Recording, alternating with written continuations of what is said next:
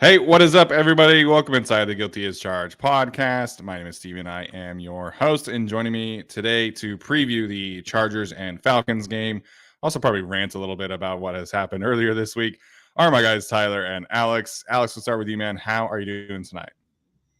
Doing good. Very excited for a game in which we will dominate and win against the Falcons. We'll win, maybe.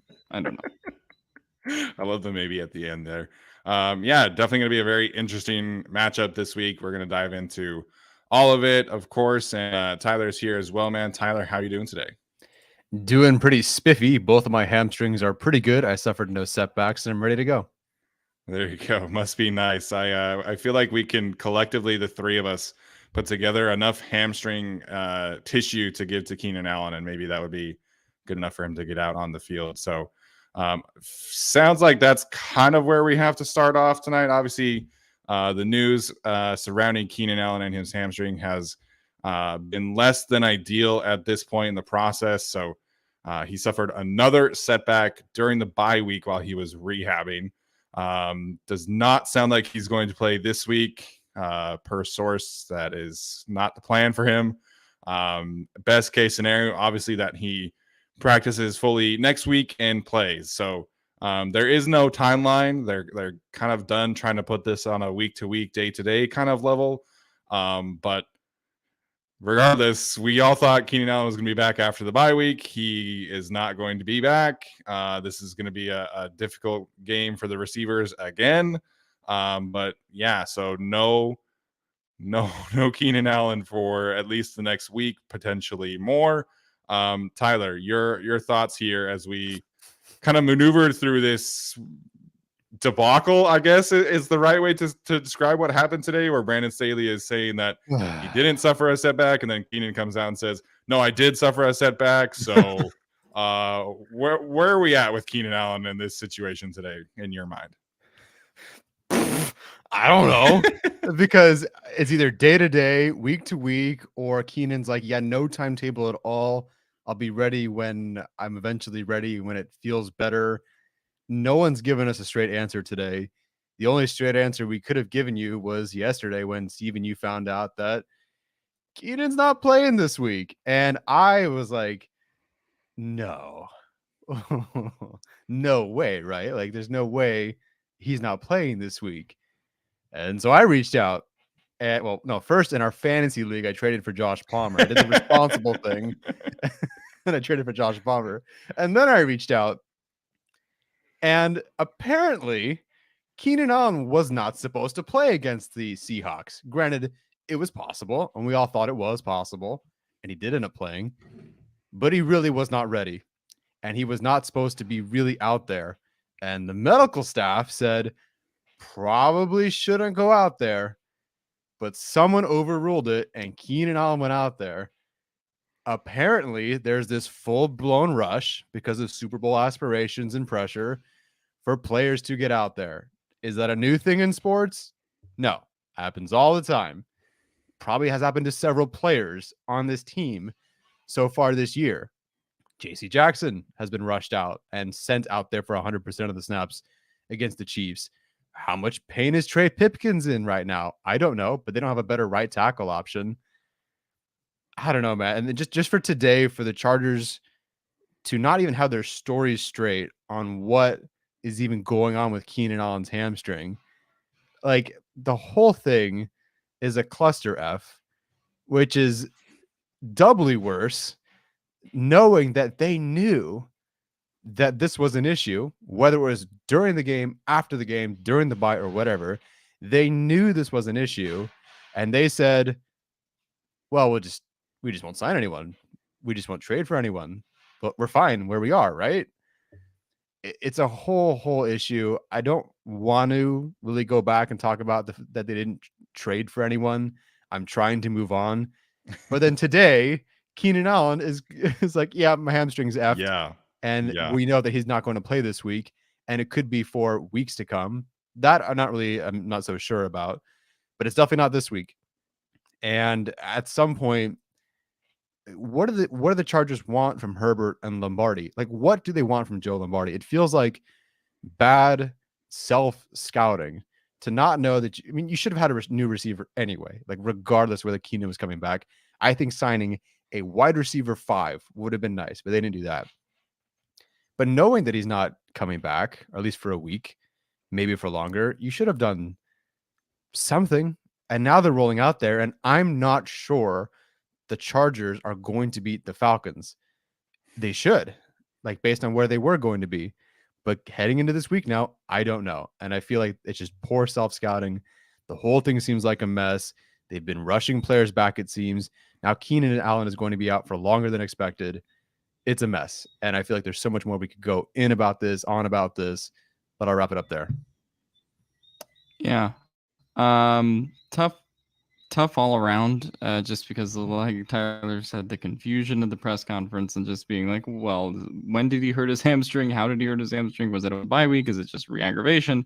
But I guess in the grand scheme of things, that stuff's not important. In terms of not making a move, which, they very publicly didn't do at the trade deadline, it was just very weird to hear Brandon Staley's press conference today, where like he almost sounds like he's in denial, because every time he like talks about not making a move at the trade deadline, it's like, okay, well, we're gonna get Keenan back, and we're gonna get Mike back, and we're gonna get Bosa back, and I'm like, Santa Claus is coming too, like at this point, because it's just like Keenan very clearly, probably for the rest of the year, is not going to be 100%. Like, I mean, this is where we are with the situation. I mean, he hurt his hamstring earlier in the year, since week 1, has re-aggravated it now twice per Keenan Allen's timeline, where he re-aggravated it prior to the Houston game and now has re-aggravated it again. And, obviously he's a, 30-plus-year-old wide receiver at this point. Like, at this point, I don't think they can rely on that. Mike is going to be out for the next month. Joey at least the next month. JC done for the year.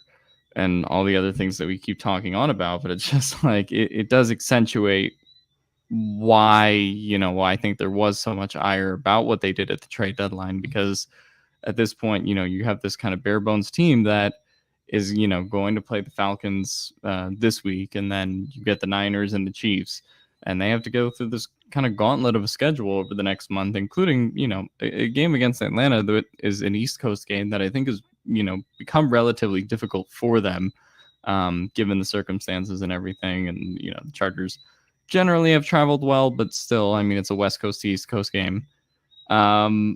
I don't know. Like, this is not a obviously good position to be in, but it's just why, even though they're 4-3 and people will point to that, it's just why things feel worse than 4-3 right now. And this Keenan Allen thing is kind of an example of that. The miscommunication in the press conferences and everything else. I don't know what quite to make of it anymore, but it's why at this point I think the Chargers can win a couple games. I think they can potentially get hot, but it's just, another reasonable cloud of doubt as to why this team, especially after not making moves, shouldn't be viewed as really a contender over this next month. Yeah, the whole situation with Keenan is frustrating, right? Because he is older. Before the season, there were rumblings of like the team potentially not within the building, rumblings like in media and fans that, hey, this might be Keenan's last season. Like, they might have to be smart here and move on financially. And then this, for him to have the training camp that he did, where it was just like Keenan. The first quarter of the Raiders game, it was like Keenan. And now all of a sudden, we're heading into week 9, and we've seen 45 snaps of Keenan Allen on the season. So, I feel awful for him, especially as somebody who has been on a lot of very bad Chargers teams. He's had obviously the previous injuries and things like that. So, this was supposed to be kind of like the twilight of his career and be able to kind of like go out on higher notes than he has been. And that's just not happening. So very frustrated for him. The whole receiver thing in general is extremely frustrating. The process that this Chargers team is employing when it comes to the receiver room is very frustrating. Last year, they essentially were okay with rolling through the whole season with the 4 receivers, and then whoever the special teams player was, whether that was KJ Hill or Andre Roberts. Like they were firmly okay with rolling into the season with 4 receivers. And in 2021/2022, that's just not how most teams are operating, right? Like there's been the biggest boom at the position that we've seen. Every draft sounds like there's like 25 receivers that get taken, and there's all this great talent in the position. And the Chargers are just like, oh, we signed our 2 guys. We have Josh Palmer. We have Jalen Guyton as our speed guy. We're good. And then, hey, like we just kind of lucked our way into DeAndre Carter being like a functional wide receiver. So it's just frustrating to watch like the rest of the league. And if you look at our lads, like basically every team in the league has 6 receivers on their depth chart. 4 or 5 have 7. The Patriots carry 8 on their active roster. Granted, one of them is Matthew Slater, who never actually plays receiver. But it's just been frustrating to watch. And like they refused to put Michael Bandy on the active roster until they literally had no other choice. Jason Moore has been on the active roster since week 2, and he has ran like 32 routes in 7 games. 32 routes in 7 games. And it's like now you're rolling into, like Alex is saying, this very difficult stretch of games. And I know Atlanta's not like great on paper, but they're 4-4. They're in the lead in the NFC South. And they're going to go from not playing Michael Bandy and Jason Moore at all to relying on them as starters. Like it's just so frustrating to see them not do anything. And, we can talk about like the lack of trades. I think a lot of that is overblown. Like we never expected them to go out and get Elijah Moore or Chase Claypool or something like that. But maybe they did. We don't really know for sure. I assume they were probably making calls and stuff like Brandon Staley was saying, but there's been no effort over the last 2 weeks to get even like depth receivers. Like the 49ers, you had like 15 players on Monday in for workouts. The Chargers have not done that at all this year. There's been no effort to replace the injuries. And you're talking about Keenan Allen, Mike Williams, and Jalen Guyton, and Josh Palmer has been injured as well. So it's just really frustrating to watch them operate in this way. They're putting the game on all pro difficulty, and there's no need for it. And I'm not asking them to go out and trade for Tyreek Hill or even Elijah Moore or something like that, but just like show us that you're trying to make the offense functional and not asking so much of your quarterback and your play caller, who's under a lot of fire himself. Yeah. And I mean, I think it's just a matter of also like, and this is kind of what Brandon Staley was talking about at his press conference, and just saying, okay, well, we did all of this stuff in the offseason, right? Yeah. It's like we invested all this money into JC Jackson, into all these guys. We got Khalil Mack, right? It's like, well, we're sitting here today, and I can count the amount of money that's not on the field right now, right? I mean, you spent $20 million on JC Jackson, or $18 million per year. He's not on the field. Joey Bosa makes 25. He's not on the field. Keenan Allen and Mike Williams both make 20 each. They're not on the field. So the Chargers are approaching a point where, they have $100 million, $120 million in guys that are not on the field because they're injured, right? And it's just like, for them to defend the offseason, which was a good offseason, I think we all agree, 100%. To just say, oh, well, we don't have to do anything because we did that. It's like, well, all of those guys and all of the contracts that the Chargers have agreed to before on extending these players, I mean, they're not on the field right now, so you have to do something, right? Again, that doesn't mean like, go full Miami Dolphins and trade all of your first round picks. Right. But it's like Nelson Aguilar, like Steven is saying, wouldn't kill you, right? Kendrick Bourne wouldn't kill you if you did that, some trade like that. Right. So it's just kind of these smaller moves that could have helped the Chargers. The Steelers got a pretty decent William Jackson trade themselves. So, you could kind of go through the list of guys. It's just like we're really asking for the moon here, but it's just like at some point, you got $120 million or so of injuries on your IR, or guys that aren't coming back for the rest of the year, or guys that are coming back in a month. And it just makes it more difficult. Yeah, it's so frustrating to watch. For like, you even at some point have to feel bad for Joe Lombardi, because like, I know people are frustrated and I get it, but the reason we can at least defend him, not that that's all we do, but if we were to defend him, it's sort of easy because you can say, well, last year the system worked. And you can say, like with the Chargers, with Justin Herbert, the system can work. But the problem is, and we're seeing this now, is that Joe Lombardi is a play caller who can elevate the right players. Joe Lombardi, the play caller, cannot elevate all players. And when you have the right players, Keenan Allen, Mike Williams, Austin Eckler, whatever, when those guys are healthy, and of course your line is working, the offense is great. Like, you can't say the system doesn't work. It did. It did last year. They were top 5 in almost every category you could think of. But now you have a team that does not have those right players. And it's like I said earlier, it's poor self-scouting. Joe Lombardi, he does have to have these players for this execution heavy, specific, efficient offense to work. He does not have them. And so now they're actually forcing Lombardi, who cannot do this because that's just not the play caller he is. And he's not an A+ play caller. He's not one of the best play callers in the league. Granted, I don't know what Andy Reid could do with Jason Moore, but like you're asking Joe Lombardi to do something in his scheme with players who don't fit it. So I don't know what they're expecting of this offense at this point. I'm not saying it's set up to fail because there is money invested in the line. There is money invested in tight end. They did use a 3rd-round pick on a receiver. I'm not saying there's nothing there, but there's not enough there for this coordinator. And the team on offense is going to flatline until some of these right players, like I guess just Keenan Allen, Mike Williams, come back. Yeah, and that's the thing, is they're banking on positive health returns, and they're not planning for that, right? Like the thing that kind of adds it for it to me is like, we've seen them be proactive and add depth in other positions, right? Like they went out and got Troy Reader for this same purpose. Hey, like, we're not super positive Kenneth Murray is going to work out. Let's go get Troy Reader. We're not super positive Jerry Tillery is going to take the step forward. Let's go get Morgan Fox. We want to go get Bryce Callan. We want to go get Kyle Van Noy. And then at receiver, it's like, we don't really think that any of these guys are going to start over Josh Palmer and Jalen Guyton. So like, why even try? So, it's just frustrating. Like, throw a 7th-round pick at a receiver.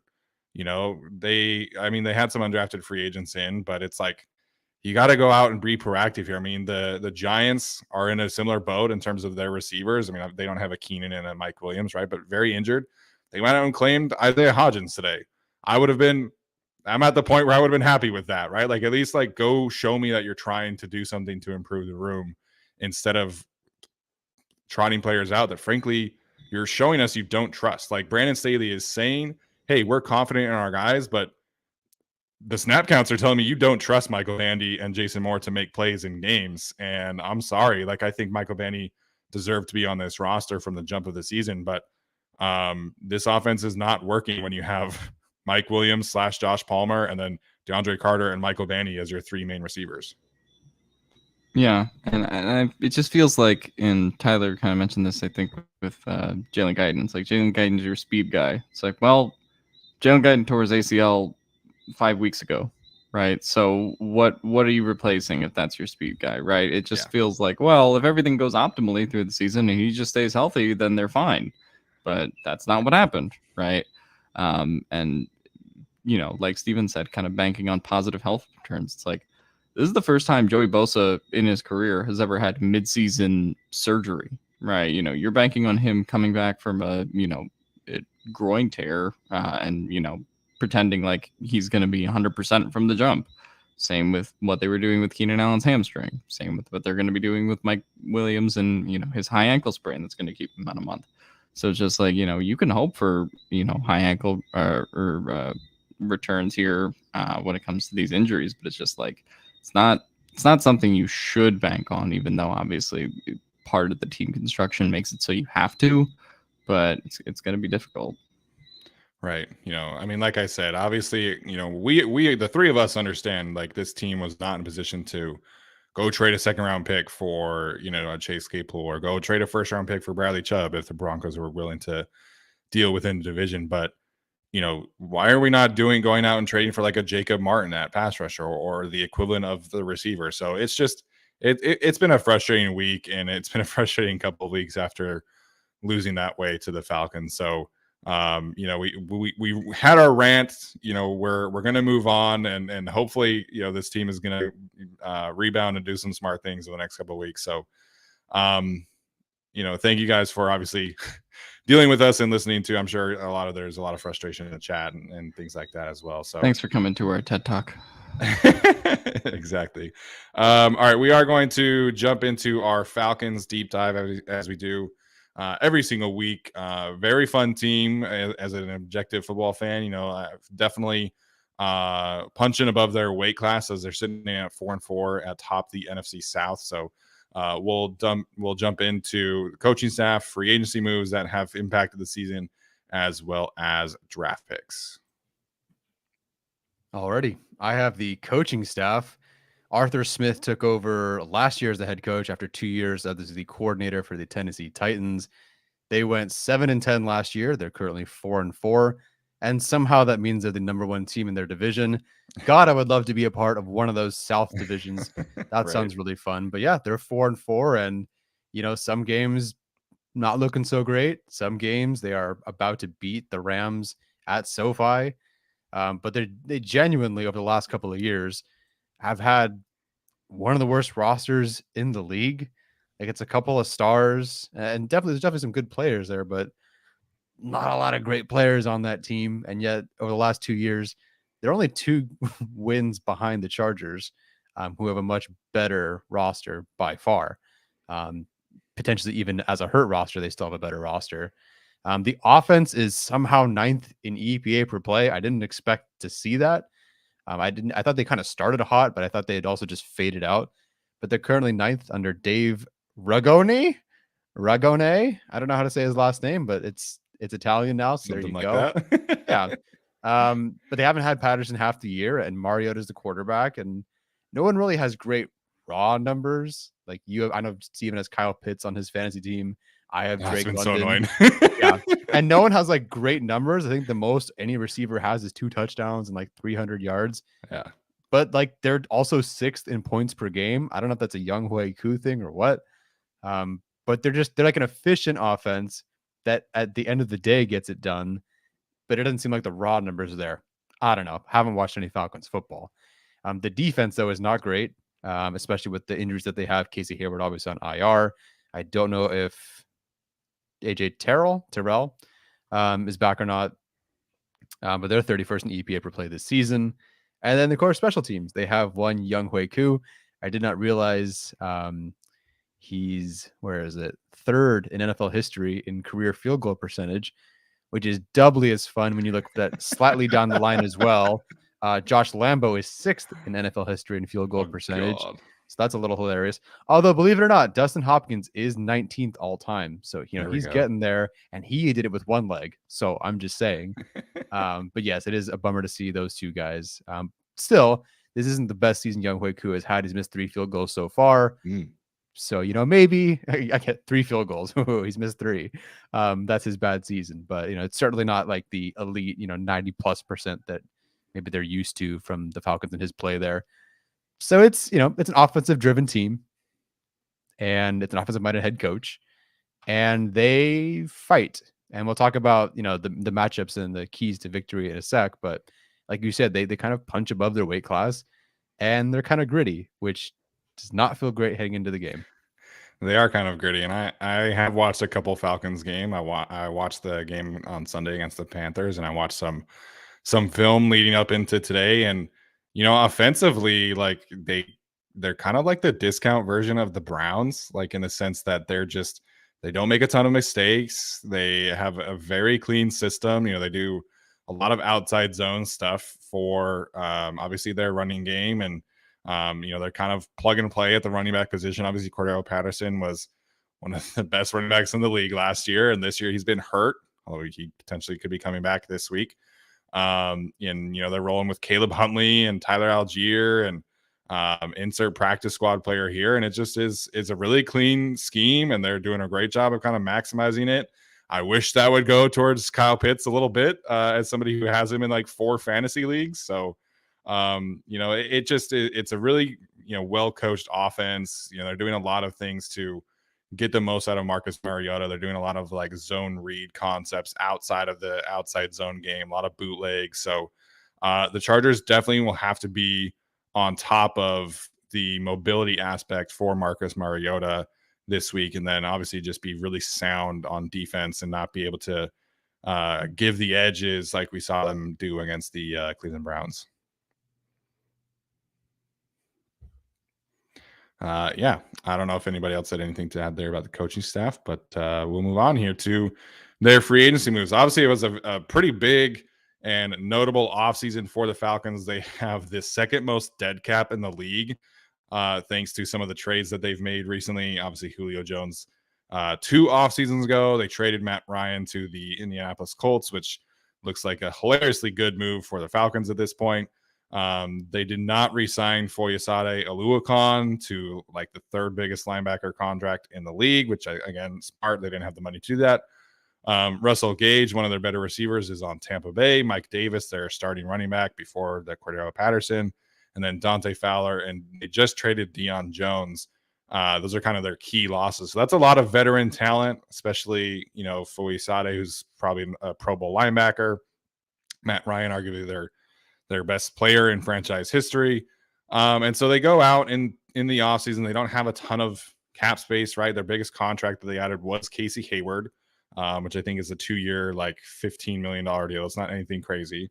They signed Marcus Mariota to be the bridge quarterback. And like I said, they're leaning fully into his mobility aspect and not asking him to pass a whole lot, which we can certainly get into. Just looking at the differences in pass attempts and pass blocking numbers are really hilarious to me in 2022. Elijah Wilkinson, again, cheap veteran contract for an offensive lineman. Rashaan Evans, cheap contract from a linebacker perspective.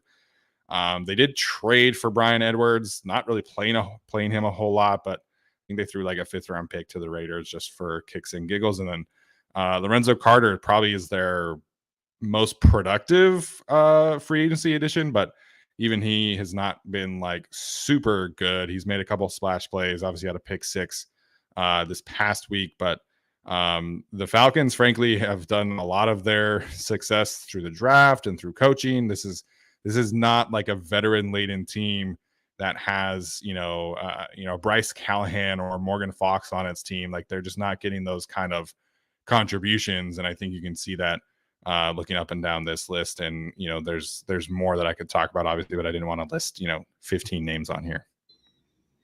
When are the Colts gonna learn? Like I don't know, man. For them to get with Matt Ryan looking as bad as he did last year, they got like a 2nd and a 3rd, right? Yeah. In that Matt Ryan trade, and you eat whatever dead cap, and then you basically can move on and rebuild your roster. So, I mean, I thought that doing the 2022 version of the Wentz trade was really smart for them. And they basically are in this stage where they're just kind of retooling their roster, seeing what works, bringing in a vet like Casey Hayward, but also, going through the draft and getting those guys as well. So, I mean, I didn't think that they anticipated, the chaos that would happen in the NFC South. And suddenly, the Falcons are probably the best team in the NFC South, because of how the Buccaneers have fallen off and everything going on there. So, if you take this opportunity to kind of have a young team, tool around, see kind of what works and what doesn't, and you can sort of start to rebuild and put assets into your future as well in future drafts. And eventually, whether that quarterback ends up being Desmond Ridder or a quarterback that they find somewhere else in another draft or find through some other means after this Marcus Mariota here, I'll be curious just to see what direction they go long term. Did go ahead, the Tyler, Falcons absorb Matt Ryan's contract? Not all of it. The Colts are definitely paying some of it because he is under contract this year and next year. But the dead cap hit, I want to say, was like $25 million for this year and like 10 for next year. So they've taken a good amount of dead cap for him, and I think they still have like $10 million in dead cap for Julio Jones this year. So it's a big one. Alex, do you know, because you would just totally know this, how much the Colts are paying for Carson Wentz and for Matt Ryan collectively right now? Let's look. This is fun. I want to look. I don't know. I know how much the Eagles are paying for Carson Wentz. I don't know how much the Colts are, but I would assume it's probably the same number for Wentz because he was on that 20. What is that? The like 4-year, $130 million deal. Yeah, wouldn't know off the top of my head what they're paying for Ryan, but yeah, now the Colts are going to be paying for Ryan and Wentz and starting Sam Ellinger to save Frank Reich's job. My goodness. Yeah. So Matt Ryan's base salary this year for the Colts side of things is $12.7 million. His cap number is 18.7. And then they have a $15 million dead cap charge for Carson Wentz. So not as bad as I thought, but Yeah, that's not very funny. All right, moving on. no. Moving on. Yeah, obviously we'll get to, the draft class next here. Very interesting exercise here in terms of like roster building of what the Falcons are going to do. So Alex is going to dive in here to the draft class for the Falcons. Yeah, I think the Falcons, when the draft kind of played out, were the first like big, oh, well, that happened pick when they took Drake London. And it was like, all right, well, we don't know who the quarterback is going to be. We don't know what their offense is going to be. And taking Drake London, yeah, I think he's been one of the best, rookie receivers, graded by PFF, 315 yards, 2 touchdowns, I believe, through this point. So, obviously the Falcons, as we've talked about, are not this pass heavy offense, and so that's part of the problem right now. But Drake London looks like a great future receiver for them. Given the Chargers secondary situation right now, I would not be surprised if Drake London did still give them some problems in this game. And Biketti is another player who's shown some flashes that I think all three of us were pretty high on coming out of the draft, like in general. So, obviously he's been contributing for them. The big pick, I think, is Desmond Ridder, which I didn't know what to make of at the time, because it's like they take him in the 3rd round, and this quarterback draft was just weird as a whole. Who was the first quarterback to go? Was it Ridder? No, Kenny Pickett was the first rounder. Oh, Pickett in the first round. But then it was Ridder, then Willis, right? Mm-hmm. Yeah, so... I just didn't know what to think of Ridder, if they were going to play him or not. And then they end up signing, I believe Mariota was signed before, but it was just interesting how that whole situation is playing out. I don't know if Ridder has a future there or what they're really going to do with him. But it's just kind of another example of like what we talked about with the free agent group, just kind of seeing what sticks and what doesn't right now. And right now Mariota's the starter. Maybe that, paves the way for Ridder next year or something like that. As we talked about with the running backs before, you have Tyler Algier, who, in the wake of Cordero Patterson injuries and, everything that's happened to the team has, contributed in that running room pretty well. So I'd like to see just kind of, what the game plan is for him with Cordero Patterson now coming back from IR, which great. He's here just in time to face the Chargers and go off for, I'm sure, 150 yards. So awesome. But yeah, so I mean, overall, as long as you can say that, and I think we talked about this with some of the other draft classes we covered, you have 3 or 4 players that are instant contributors for you. Wish the Chargers had that in their current draft class. But once you have that, that's kind of the sign of a good draft class. And obviously Ridder and other players from this class, like Schaefer and Fitzpatrick, can potentially contribute for them in the future. So overall, I mean, this is a pretty solid, building for the future type of class for the Falcons. Yeah, absolutely. Again, going to be very interesting to see what happens with Desmond Ridder and Marcus Mariota, because they're almost like a victim of their success this season, because I feel like they have their bye week coming up, I think, in 3 weeks, if I'm not mistaken. I think it's a week 10 or week 11 bye. So at that point, you're probably like, okay, like this is probably gonna be Desmond Ridder time to close out the rest of the season. And now they're 4-4. They could be potentially like 6-4, or I guess that'd be 7-4 heading into the bye. Maybe they're even 6-5, and again, still kind of in the playoff hunt. So I don't think they can make a Marcus Mariota, Desmond Ridder shift at this point, but at the same time, like now they're not going to be in a great draft position either for a quarterback. So just going to be very interesting to see how they kind of navigate it. I'm very curious to see what ultimately becomes of Desmond Ridder, because I liked him. He wasn't like he didn't have a super high grade for me. Malik Willis probably would have been my QB1, but I think Desmond Ridder can be an effective game manager kind of quarterback in this league. I just don't know if he's going to get the chance there in Atlanta. Didn't watch quarterbacks. I have no horse in this race at all. Drake London, I think he's good. People see it's really good, and the film looks great. They pass it 12 times a game, so the guy has no raw numbers right now, but it looks like he is going to be a really, really solid receiver in this league. Arnold Ebiketie, man, I didn't look at the numbers before this. I guess I should have. Among rookies, 5th in win rate, not bad. Tied with Aiden Hutchinson. He's 7th, tied with Kayvon Thibodeau in pass rush productivity. He's got the 3rd most pressures. Hey, I'm feeling pretty good about Arnold Ebiketie, man. I like rooting for guys that I liked in the draft to go succeed. Although I do have to say, looking at this list of pass rushers, I see Nick Bonito leads all rookies in win rate. That's interesting. Can't wait for that to continue. Got to find that guy who told me he wasn't going to make it. I think he's going to make it. Several guys told us that he was not going to make it. So wouldn't it be nice to have Nick Bonito right now? That'd be really freaking fun. But it is what it is. So obviously Drake London is the headliner here, but should be a good rookie class. I mean, Troy Anderson doesn't play a ton, but he's he's their 3rd linebacker, if I'm not mistaken. D'Angelo Malone, their 3rd pass rusher. And like Alex said, Tyler Algier being their starting running back right now. So getting a good amount of value from this class as a whole, as is.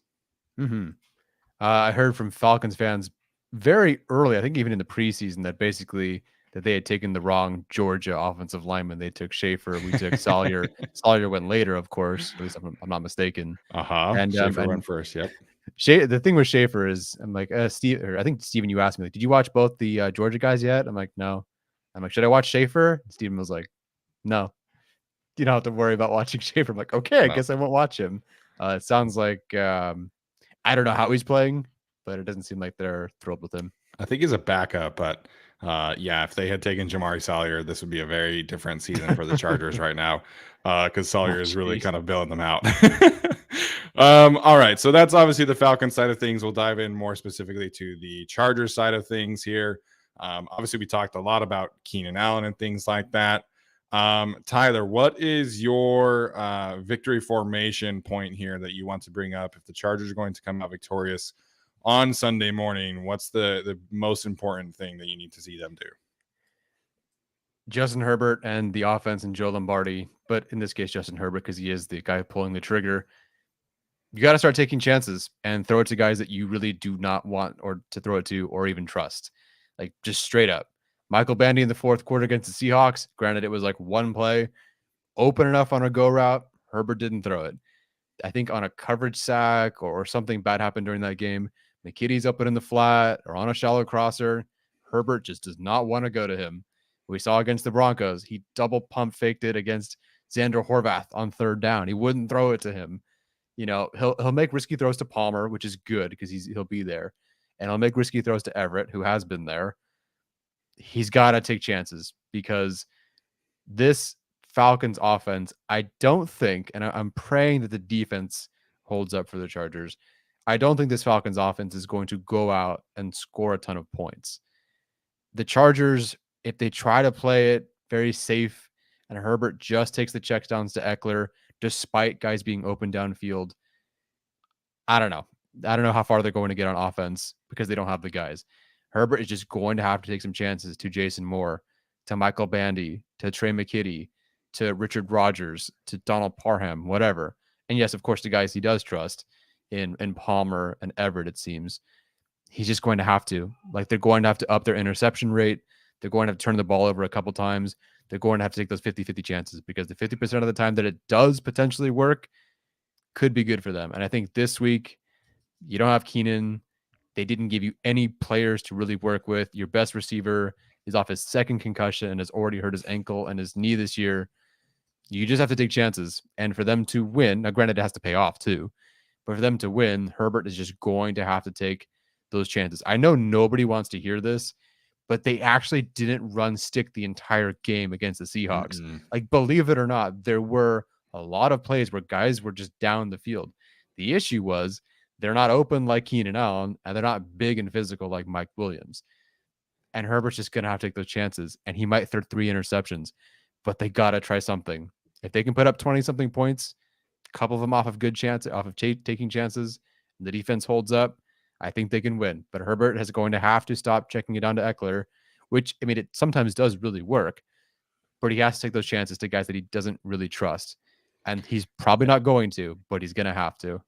Yeah, I actually counted the amount of times they did run stick, and it was like 5 or 6, which is still a lot, but it's not as much as people make it out to seem, right? But Yeah. the thing there is obviously that they were trailing the whole time, and that obviously impacted them. But I really liked the way that they were getting Gerald Everett involved. I liked the way that they were getting Austin Eckler involved. It wasn't just like a Austin Eckler go to the flat or just check down over the middle. Like, they were doing some angle routes and whip routes and get him out wide. So just take that game plan and just like change it over. And obviously the injury is still impacting Justin Herbert, but he has been quicker to trigger this year than he was even last year. And I think, he's naturally somebody that's going to go through his progressions, and he's made a huge step forward in that regard. But now it's almost like he knows, hey, my first read's not open. I'm not even going to go to second and third. I'm going straight to Eckler. And I think he has left some meat on the bone because of that. So him not trusting the guys is impacting him. The injury is impacting him. But I do agree that there have been opportunities for him and the receivers to connect. But he's not necessarily trusting anything really right now. So got to give second and third reads a little bit more of a chance going forward. Alex, your victory formation point would be what? Copy paste the Browns defensive plan in this game, I guess, but do it better. So I mean, look, like, you kind of know what the Falcons are gonna do, right? Like, this is not a team that is like the Seahawks, I guess they played prior to the bye, where it's like, oh, there are a bunch of different ways they can beat you and a bunch of different receivers that are going to go downfield. And here's Kenneth Walker, right? Like, you kind of know, or Geno Smith running around. Like, the Falcons are very one-dimensional. And so for the Chargers, the run defense, and, Tyler posted some of the numbers in terms of the money they spent and the results they've been getting, this morning in terms of the run defense. So, I mean, this is a big game for them. I much like I think the Browns game was, and I don't really think they were up for that test, but they still won the game because Jacoby Brissett gifted them an interception. So I'd like to see a more clean effort when it comes to the defense and just stopping the run game in general. It doesn't help that this is the first game of Cordarrelle Patterson back, but yeah, I mean, just obviously you can't let Marcus Mariota beat you with his arm, much like we talked about with Jacoby Brissett a couple of weeks ago. So, I guess kind of, one, put a QB spy on him for the love of God. I cannot watch any third down runs where he somehow inexplicably is like left wide open to just run to the left and like pick up a first down. But two, I mean, you just have to man up and obviously stop them on the ground, whether it comes to Mariota doing that or their running backs and Patterson and Algier. And the Chargers should have the pieces to do that. The Falcons' offensive line, not as good as the Browns' offensive line from a couple of weeks ago. We're just talking about those rushing attacks. So the Chargers don't really have an excuse, in my opinion, this week to be giving up, 200 plus yards on the ground. Or at least it won't be nearly as acceptable as when, Chubb and Hunt were doing it. So for me, I think the Falcons do not have the talent to run the scheme that the Browns did as effectively as the Browns did against the Chargers. And I think it's up to this defense, despite the pieces they're down and despite everything that is working against them, to show why they do still have flashes of, being that top 10 defense sometimes. And, what the Falcons are going to do. So get it done. Yeah, I think that's spot on. I was going to talk about something similar myself. I think this is, a huge stretch of games for this defense, right? Like this is a game that, on paper kind of feels very similar to the Broncos game from a defensive perspective, where, the quarterback is not going to be a huge factor with his arm. That this is going to be an offense that wants to ball control, extended drives, 15 play drives kind of thing, trust the run game, don't turn the ball over.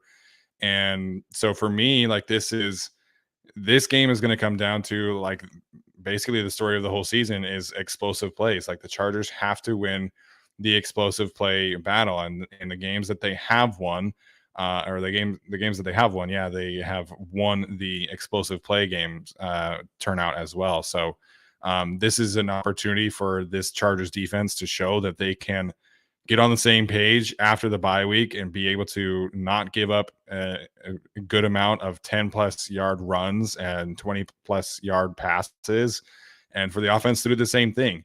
You know, this Falcons defense is not very good on paper. We've kind of already covered that.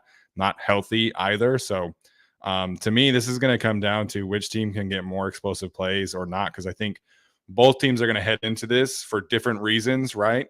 With the mentality to control the clock and make sure that they are kind of extending drives, being efficient, don't lose the game. It just kind of feels like, you know, very similar vibes to the Broncos game overall. So to me, this comes down to who can create explosive plays and who can prevent explosive plays.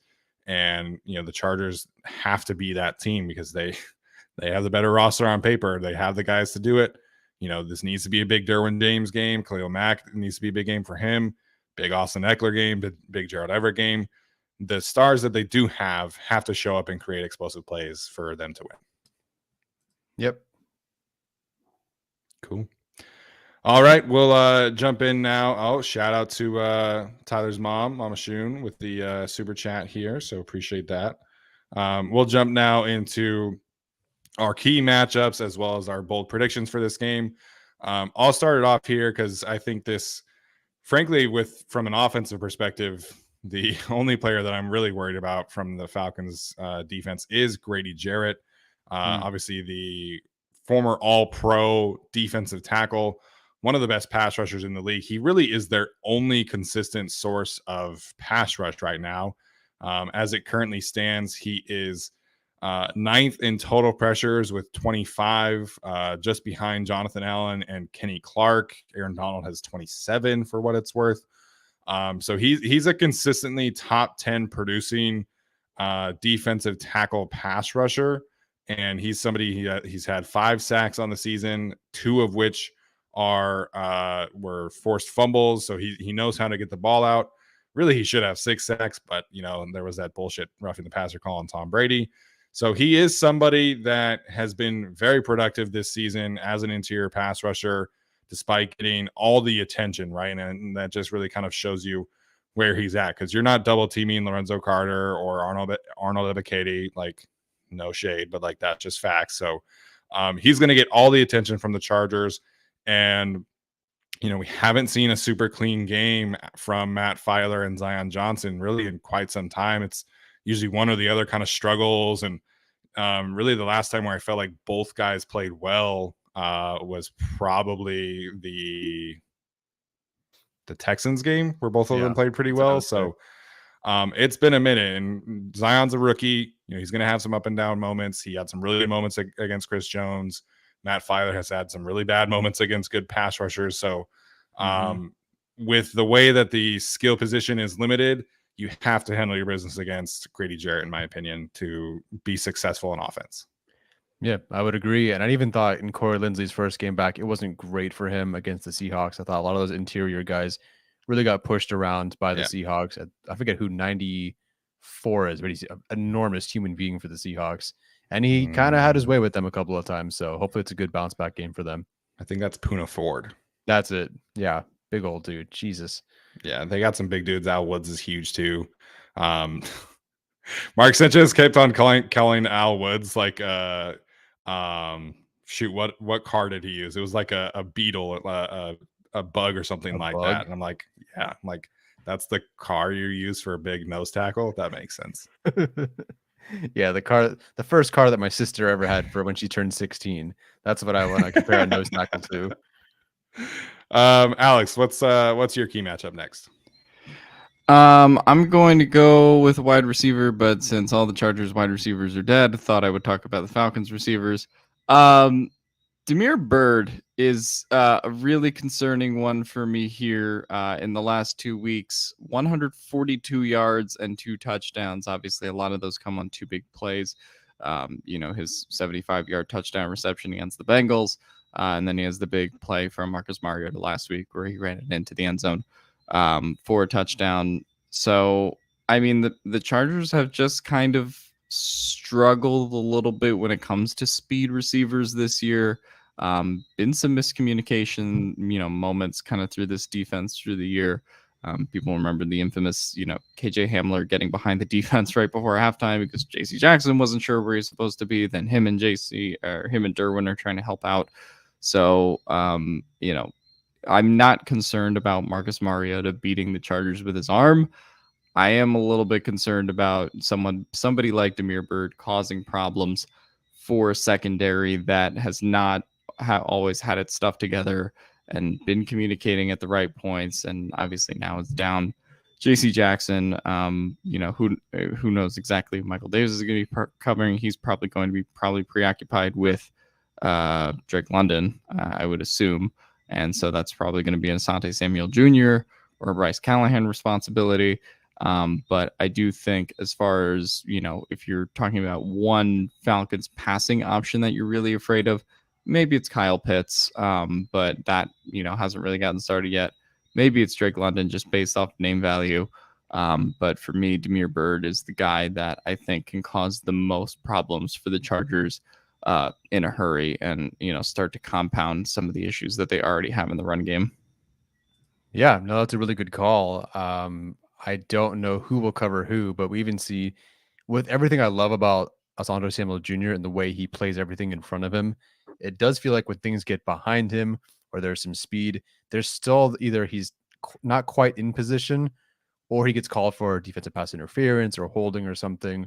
We saw Marquise Goodwin against Asante Samuel Jr. in the red zone, just kind of get by him and past him, poor eyes from Asante Samuel Jr. So if Byrd is that quick and that fast, and that is definitely someone to keep an eye on. I'll just jump right over to, something very similar. Bryce Callahan versus Kyle Pitts. Not that it's a perfect 1-to-1. Like Kyle Pitts isn't only going to be in the slot. Obviously plays, I think, like 15% out wide and 20-something% as an inline tight end. But he does spend, like, of anything that he does, he spends the most time, the highest percent time in the slot. And that's kind of a best on best right now. Like, I like Drake London a lot, but Kyle Pitts is was the better prospect. Different position, of course, but like Kyle Pitts is the generational talent, bona fide first round pick. What do you go, top 5 or whatever in the draft? There's 4. 4. Okay, Drake London went 7th, but still, Kyle Pitts was that dude. And Bryce Callahan's given up 91 yards in 7 games. Like, he has more solo tackles this year than receptions allowed. And so it's going to be, again, it's not like a perfect 1-to-1. And I'm curious what they're doing now because you did see JC Jackson against the Seahawks kind of move around a bit more. And then, of course, he gets hurt. So we never really got to see what that was going to be. I don't know if it's a perfect 1-to-1, but to me, Bryce Callahan versus really whoever lands up in the slot. But that's a huge one for me. And I think I think he's due for an interception. It feels like he's really close. Yeah, Bryce Callahan has been awesome. Like we've talked about a lot this season, arguably their best free agency acquisition this year. So Bryce Callahan, whoever he matches up with, is going to be really interesting. This Falcons skill player group, again, it's a group that will make you pay if you make mistakes. Kyle Pitts, big play threat after the catch. So is Drake London. That was something that we talked about leading into the draft. Is both of their abilities to create after the catch is just something that's really fun to watch. Damiere Byrd, one of the league leaders in ADOT right now, since a lot of people love that statistic. And then Olademius, that's definitely wrong. Zacchaeus is also up there in the top in ADOT and yards per reception. So they don't throw a ton, but they're pretty successful because these guys, again, they're not like household names at this point right now, but they make big plays when they have to. All right, we'll get to our bold predictions this time around. Obviously, this is where we get a little creative with it. Tyler, we'll start with you. What's your bold prediction for this Sunday morning? Chargers win 28-6. Now it would be 28-3, but but this team is not good enough to make it funny enough. So they're going to be 28-3 for a while. And then for some reason, they'll kick a field goal. I don't know. They're going to win 28-6. That is my bold prediction. I'm completely talking out of my ass. There's no way they're winning by that much, but it is a bold prediction after all. Yeah, bold prediction. All of this dysfunction and negativity, and the Chargers come out with their biggest win of the season. That'd be hilarious. It'd be really funny, but obviously very needed. Bold prediction. Herbert throws more than one touchdown this week. I don't know. To who? Who's the lucky winner? DeAndre Carter. Oh. No. I think this is a 3-touchdown game for Herbert. I think he gets back on the ship here just in general. Obviously has had the bye week to kind of process things, and still has Austin Eckler, still has Gerald Everett. I do think that the Chargers, in addition to whatever they might get on the ground from Austin Eckler, I think this is kind of a bounce back game for Justin Herbert. I do think a lot of the stuff that people are saying about Tua and some of the other stuff that's going around is probably, serves as some kind of motivation for him.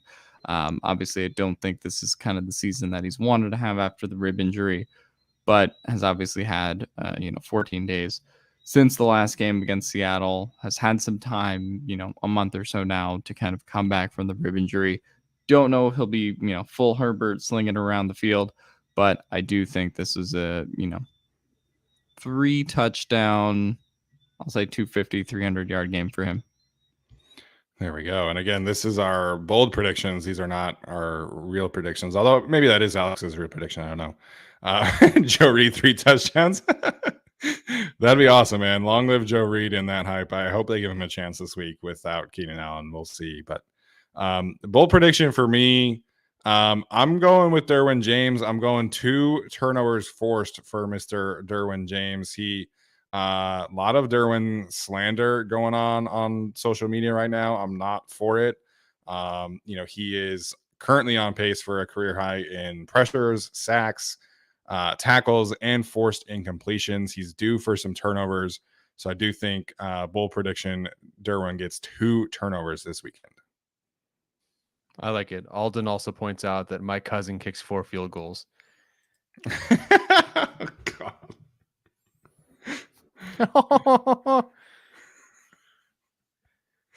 Oh my goodness. All right. Alex, any final thoughts before we head out for the evening? No, we've reached our racism quota in the chat, so we're all good for today.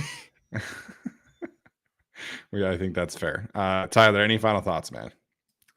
I pray for Keenan Allen's speedy recovery. I hope he's back soon. Hope he's back Sunday, but we heard that's not going to happen. So I hope he's back sooner rather than later.